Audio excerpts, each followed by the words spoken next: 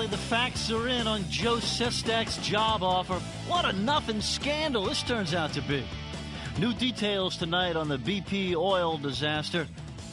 When are we going to know if that top kill is working? And Gary Coleman is gone. Will somebody look in on Danny Bonaducci? I am Ellis Henican in tonight for Alan Combs. Happy to have you along for the ride. My God, the things that pass for scandal these days. For days, for weeks, going on for months now. People have been agitated. They've been worried. They've been talking about felonies and impeachable offenses all over this little wrinkle, this tiny little wrinkle in the Pennsylvania Senate race.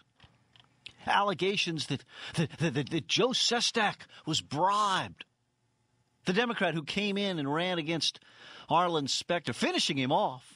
I mean, you got to say Sestak, who's a minor congressman, a guy with some guts, a guy with some independence, a guy who comes out of this whole thing looking great, incidentally. He said, no, I want to run. Politics as usual? Sure. I mean, that's the way politics is played everywhere. Hey, Congressman, if you don't make this race, don't worry. Your time will be in a couple of years, and then we'll support you for some other thing. Or, hey, do us a favor, Congressman. Stay where you are, and we'll take care of you in some other way. We'll put you on an advisory panel. Oh, there were rumors. There were allegations. There were questions. Questions must be answered, we've been hearing. What are they trying to hide? Well, the facts are coming out today. And what a ho-hum scandal this turns out to be. I mean, this is nothing. Absolutely nothing. And we had weeks of hyperventilating, weeks of all this feigned outrage, as if the day-to-day routine practices of the political system, and God knows it has its faults, but as if those day-to-day routine practices were suddenly a cause for great outrage. And facts just pulled right out of thin air. No basis. Not even any sense to some of them. This rumor, and frankly it was no more than a rumor, that somehow Joe Sestak had been offered the job of Secretary of the Navy, if only he would agree, not to run for the United States Senate against Arlen Specter, who, as you recall, had switched from the Republican Party when he was pretty sure he couldn't win there, into the Democratic Party, where he was no more beloved. Switching parties, by the way, doesn't normally do you much good in politics.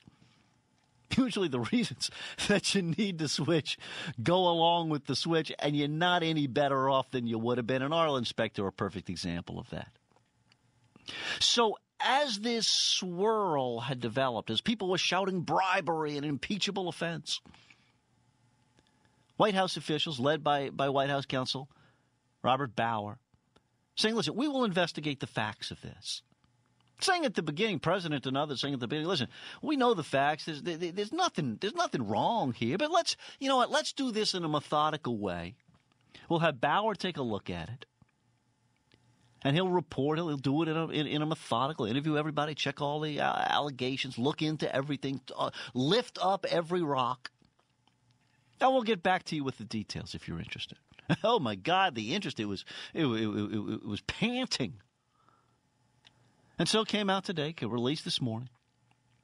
And it turns out, first of all, the Secretary of the Navy thing, just wrong. I mean, just nobody there. There was another guy in the job. It didn't even make any sense. And according to the Bauer report, methodically done, as far as I know, there's no real question of the facts here. I mean, there's still a lot of panting out there. Don't worry. You'll go on for days and weeks. It'll be like, well, let's say, same way we're still debating health care reform, right? These issues, they don't die anymore.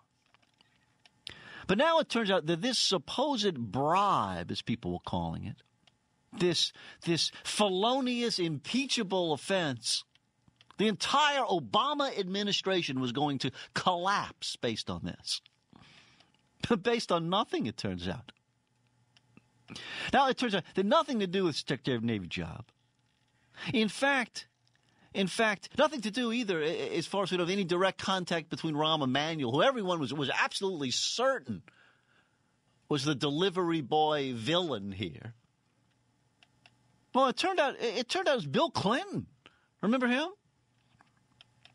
Bill Clinton, like many others around the president, the big broad circle around the president, was eager to have Sestak hang out in the House of Representatives.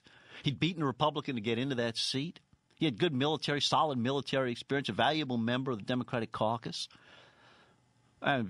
eager to help Arlen Specter. This is politics. I mean, this isn't charity. This is politics. And Bill Clinton making a phone call to Joe Sestak, a man who admires Bill Clinton clearly. I'm going to let you listen to some sounds in a moment. We will get all of this stuff out of Sestak's mouth so we can hear it directly and analyze it together.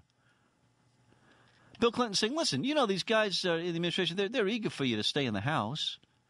And, you know, they'd love to find some new roles for you. Maybe we can get you some kind of appointment, some unpaid appointment to some advisory panel, presidential executive branch advisory board. I'm frankly kind of a meaningless thing, but you know, a nice little honor. Sestak says, listen, you know, thank you so much. Thanks, Mr. President. Appreciate the thought. But, you know, that's not really the basis on which I'm going to judge whether I'm going to run for this position. To me, really, the only issue is what I think would be best for the folks in Pennsylvania, the state I'm hoping to represent. And, you know, I think I'm going to stick in the race. Okay, then fine. Done. That was it. That right there was